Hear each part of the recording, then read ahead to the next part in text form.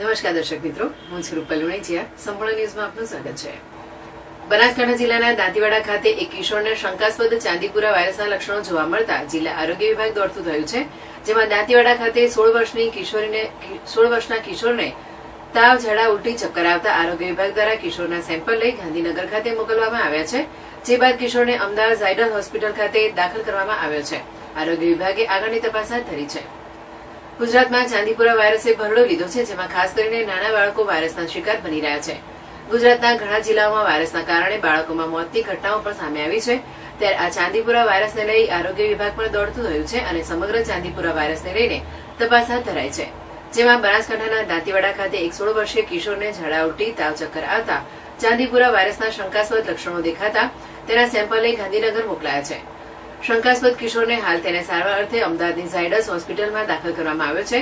જોકે શંકાસ્પદ ચાંદીપુરા વાયરસને લઈને બનાસકાંઠા આરોગ્ય વિભાગે હાલ તો તપાસ હાથ ધરી છે. જોકે બનાસકાંઠા અધિક જિલ્લા આરોગ્ય અધિકારી ડોક્ટર જિગ્નેશ હરિયાણીએ જણાવ્યું હતું કે હાલમાં ચાંદીપુરા વાયરસ અંતર્ગત રોગ ચાલી રહ્યો છે. તેમાં બનાસકાંઠાના દાંતીવાડા ખાતે એક 16 વર્ષના વિદ્યાર્થીનું સેમ્પલ લેવામાં આવ્યું છે. અમદાવાદ ઝાયડસ કેડિલા ખાતે દાખલ છે. વિદ્યાર્થીને ઝાડા, ઉલટી, ચક્કર અને તાવ આવતા અશક્તિના કારણે નબળાઈ આવી ગઈ હતી અને બેભાન અવસ્થામાં થયેલ પ્રોટોકોલ સરકારી સેમ્પલ લેવું જરૂરી હતું, જેનું સેમ્પલ લેવામાં આવ્યું હતું. જેની તપાસ ગાંધીનગર ખાતે નવી લેબોરેટરી બનેલી છે ત્યાં મોકલેલ છે, જે 2 દિવસમાં તેના રિપોર્ટ પણ આવી જશે. Okay sir. હાલમાં ચાંદીપુરા વાયરસ અંતર્ગત જે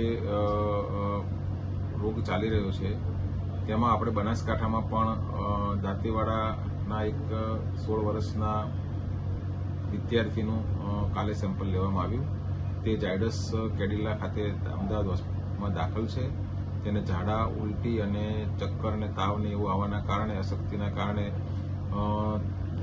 નબળાઈ આવી ગઈ હતી અને થોડી અર્ધ બેભાન વ્યવસ્થા થયેલી અને પ્રોટોકોલ સરકારી પ્રમાણે સેમ્પલ લેવું જરૂરી હતું, એટલે સેમ્પલ લેવામાં આવ્યું છે. અને સેમ્પલની તપાસણી પણ આપણે ગાંધીનગર કક્ષાએ જે નવી લેબોરેટરી બનેલ છે તેમાં થઈ જશે. 2 દિવસમાં રિપોર્ટ પણ આવી જશે. હાલમાં ચાંદીપુરા અંતર્ગત અમારી જે 763 સબ સેન્ટરો છે, 28 સામૂહિક આરોગ્ય કેન્દ્ર છે, 122 પ્રાથમિક આરોગ્ય કેન્દ્ર છે, 4 સબ ડિસ્ટ્રિક્ટ હોસ્પિટલ ખાતે તમામ જગ્યાએ આના ચાંદીપુરા વાયરસને લગતી કોઈ પણ બીમારીના લક્ષણો ધરાવતા 9 મહિનાથી 14 વર્ષના બાળકો આવે તો તેના માટેની સારવાર માટેની તમામ વ્યવસ્થા કરવામાં આવેલી છે. અમારી ટીમ દ્વારા ઘરે ઘરે સર્વેલન્સ કરવામાં આવેલું છે. તેમાં કાચા ઘરો જ્યાં હોય ત્યાં લીંપણ કરવાની સૂચના અને પ્લાસ્ટર કરવાની સૂચના દરેક લાભાર્થીને આપવામાં આવી છે.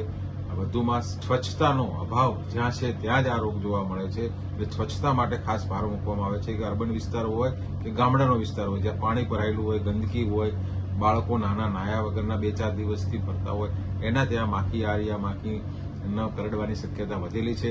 તેથી સ્વચ્છતા માટેની પણ અમે જરૂરી સૂચનાઓ અમારા સ્ટાફ દ્વારા આપવામાં આવી છે.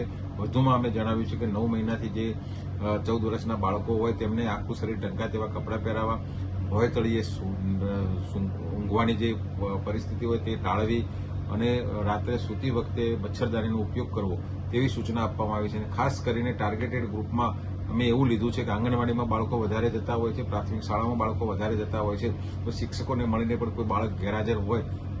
This is the informative video about Chandipur virus, जो कि आजकल मिस्ट्री वायरस बना हुआ है. हाल ही में इसके केसेस गुजरात स्टेट और कुछ केस राजस्थान स्टेट में देखने को मिले हैं. ये वायरस 15 साल की उम्र से छोटे बच्चों में देखने को मिल रहा है. सिम्टम्स की बात करें तो इसमें सबसे पहले नॉर्मल वायरल इन्फेक्शन की तरह सिम्टम यानी कि फीवर, वॉमिटिंग, डायरिया, ये सब लक्षण देखने को मिलते हैं. बाद में ये वायरस ब्रेन यानी कि बच्चों के नर्वस सिस्टम पर अटैक करता है, जिससे एक्यूट इंसेफ्लाइटिस के लक्षण देखने को मिलते हैं, यानी कि विजन चेंजेस होना, दौरे आना, जीभ लड़खड़ाना और अपनी बॉडी को बैलेंस ना कर पाना और लास्टली कोमा में चले जाना, ये सब लक्षण देखने को मिल रहे हैं. ये वायरस सैंडफ्लाइज और मॉस्किटो से फैल रहा है, जो कि मॉनसून में कॉमन है. ट्रीटमेंट की बात करें तो इसके लिए कोई विशेष दवा नहीं और ना ही इसका कोई वैक्सीनेशन है. So early diagnosis and early treatment is a key. And the last and most important thing is prevention. जैसा कि ये मच्छर और मक्खियों से फैलता है तो हमें इस बात का ध्यान रखना है कि हमारे घर के आसपास कोई भी पानी का भराव ना हो। अगर वहाँ पानी का भराव है तो उसकी साफ़ सफाई कीजिए और वहाँ कीटनाशक दवाइयों इंसेक्टिसाइड्स का यूज़ कीजिए।